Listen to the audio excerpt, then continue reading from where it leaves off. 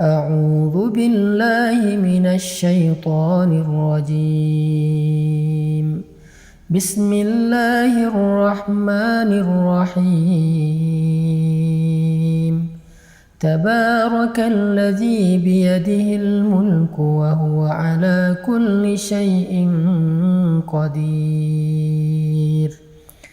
الذي خلق الموت والحياة ليبلوكم أيكم أحسن عملا وهو العزيز الغفور.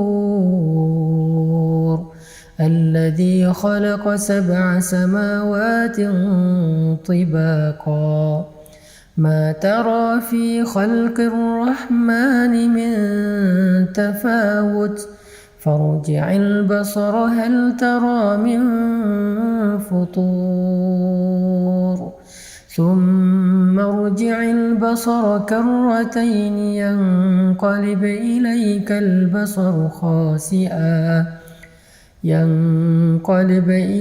البصر خاسئا وهو حسير.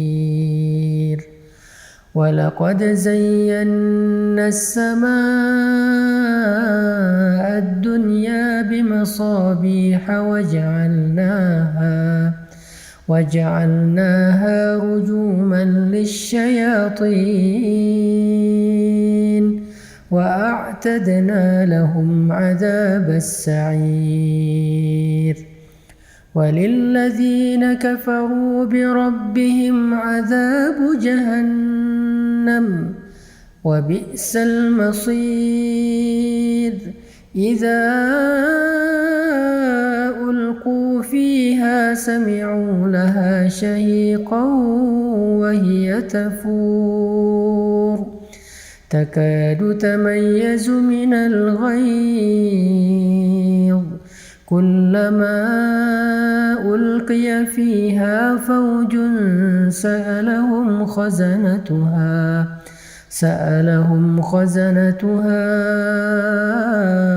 ألم يأتكم نذير قالوا بلى قد جاءنا نذير فكذبنا وقلنا ما نزل الله من شيء إن أنتم إلا في ضلال كبير. وقالوا لو كنا نسمع أو نعقل ما كنا في أصحاب السعير فاعترفوا بذنبهم فسحقا لأصحاب السعير. إن الذين يخشون ربهم بالغيب لهم مغفرة وأجر كبير. وأسروا قولكم أو اجهروا به إنه عليم بذات الصدور. ألا يعلم من خلق وهو اللطيف الخبير. هو الذي جعل لكم الأرض ذلولا فامشوا في مناكبها وكلوا من رزقه وإليه النشور. أأمنتم من في السماء أن يخسف بكم الأرض فإذا هي تمور أم أمنتم من في السماء أن يرسل عليكم حاصبا فستعلمون كيف نذير. ولقد كذب الذين من قبلهم فكيف كان نكير. أولم يروا إلى الطير فوقهم صافات ويقبضن ما يمسكهن إلا الرحمن إنه بكل شيء بصير أمن هذا الذي هو جند لكم ينصركم من دون الرحمن إن الكافرون إلا في غرور أمن هذا الذي يرزقكم إن أمسك رزقه بل لجوا في عتو ونفور أفمن يمشي مكبا على وجهه أهدى أمن يمشي سويا على صراط مستقيم قل هو الذي أنشأكم وجعل لكم السمع والأبصار والأفئدة قليلا ما تشكرون قليلا ما تشكرون قليلا ما تشكرون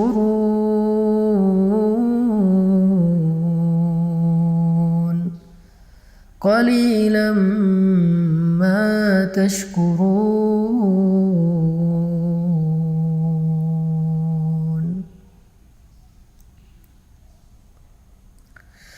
قل هو الذي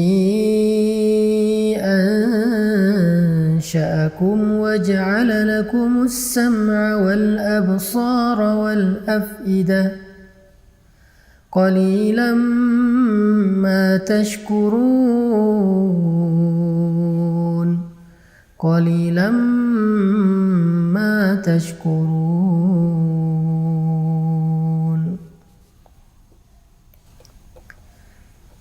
Katakanlah, Dialah yang telah menciptakan kalian, lalu menjadikan untuk kalian pendengaran, penglihatan, dan hati, dan akal fikiran. Tetapi sedikit sekali dari kalian yang mensyukurinya. Ini ayat kita banget ya, karena kita juga sering ngerasa pendengaran kita belum dipakai untuk ibadah, penglihatan kita belum dipakai buat ibadah, dan pikiran kita juga masih jarang banget dipakai buat ibadah. Kita malah lebih sering memakai telinga dan pendengaran kita buat dosa. Kita sering menjadikan pandangan kita itu hanya melihat hal-hal yang dilarang oleh Allah. Dan pikiran kita sering lupa kepada Allah. Kita sering ingat hal-hal yang lain, kita ingat makhluk, kita terus ingat orang yang kita cintai, tapi kita sering lupa sama Allah. Itulah kenapa kita dikatakan qalilan ma tashkurun, sedikit sekali yang mampu kita syukuri dari nikmat-nikmat Allah. Ini salah satu renungan penting di surat Al-Mulk. Qalilan ma tashkurun, qalilan ma tashkurun. قل هو الذي ذرأكم في الأرض وإليه تحشرون ويقولون متى هذا الوعد إن كنتم صادقين قل إنما العلم عند الله وإنما أنا نذير مبين فلما رأوه زلفة سيئت وجوه الذين كفروا وقيل هذا الذي كنتم به تدعون قل أرأيتم إن أهلكني الله ومن معي أو رحمنا فمن يجير الكافرين من عذاب أليم. قل هو الرحمن آمنا به وعليه توكلنا فستعلمون من هو في ضلال مبين قل أرأيتم إن أصبح ماؤكم غورا فمن يأتيكم بماء معين. Di ayat terakhir ini Allah nanya sama kita tentang kekuasaannya. Karena Allah pengen kita nggak ragu sama sekali tentang Allah itu maha kuasa. Allah itu bisa apa aja yang dia kehendaki. Sehingga harusnya kita berserah diri kepada Allah. Makanya Allah nanya di ayat terakhir, coba kalian sebutkan, kalau sumur kalian menjadi kering, kalau tanah kalian menjadi gersang, kalau sungai-sungai kalian nggak lagi mengalir, maka siapa yang mendatangkan untuk kalian air yang jernih? Siapa yang menurunkan hujan? Siapa yang menjadikan tanaman-tanaman kita bisa tersirami dengan air lalu tumbuh dan kita menikmati hasilnya? Siapa yang menjadikan sumur-sumur kita menjadi penuh? Allah Subhanahu wa Ta'ala Maha Kuasa memelihara kita. Itu Allah baru ngasih satu contoh, yaitu air ketika kita dalam musim kemarau yang panjang. Kalau dalam contoh ini aja kita yakin bahwa Allah Maha Kuasa, Allah lah yang selama ini ngasih kita rezeki, ngasih kita pemeliharaan. Terus kenapa kita nggak berserah diri aja sama Allah Subhanahu wa Ta'ala sehingga hati kita menjadi tenang? Kenapa kita nggak memperbaiki hubungan kita dengan Allah sehingga ketika kita butuh Allah, Allah akan membantu kita? Makanya Allah bertanya tentang surat Al-Mulk, surat tentang kekuasaan Allah. Allah nanya, kalau sumur kalian kering, siapa yang mendatangkan kalian air yang jernih? Itu adalah pertanyaan akidah yang kita hanya bisa menjawabnya dengan iman, bukan dengan lisan. Yakin gak kita yang mendatangkan air itu Allah? Yakin gak kita bahwa yang memelihara itu Allah? Yakin gak bahwa yang memberi rezeki itu Allah? Sehingga kita gak boleh merasa kecil hati, putus asa hanya gara-gara kita kehilangan seseorang yang berpengaruh bagi kita. Hanya gara-gara kita kehilangan seseorang yang kita berharap dia bisa bantu kita. Hanya gara-gara kita ditinggalkan oleh makhluk. La, masih ada Allah bersama kita. Sehingga kalimat Nabi, la tahzan, innallaha ma'ana. Jangan khawatir kalau kita lapar. Jangan khawatir kalau kita sedang gak punya rezeki. Karena Allah yang mendatangkan air hujan, maka Allah juga yang bisa mendatangkan rezeki untuk kita. Kita baca sekali lagi dengan renungan akhir dari ayat surat Al-Mulk. Qul ara'aytum in asbaha ma'ukum ghawra faman ya'tikum bima'in ma'in. Sadaqallahul adzim.